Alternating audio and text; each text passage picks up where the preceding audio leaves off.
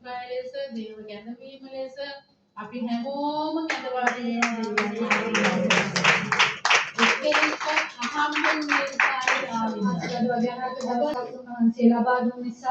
වෙන දෙවි පියාණන්ගේ වහන්සේගේ සුද්ධ වූ හස්තයේ ස්වාමීන් වහන්සේ දවසේ දෙවි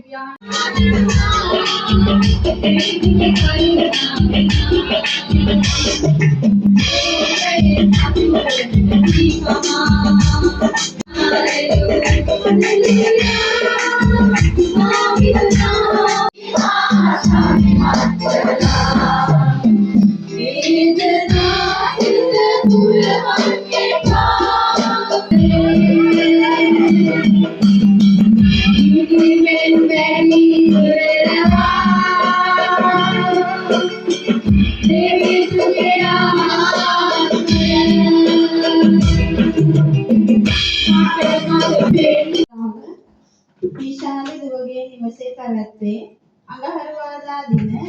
නිරාහාර ආඥාව